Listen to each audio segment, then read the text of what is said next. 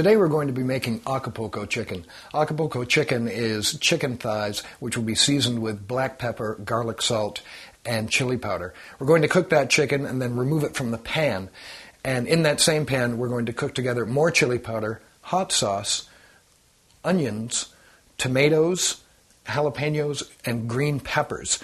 Then we're going to return the chicken to the pan with those other ingredients.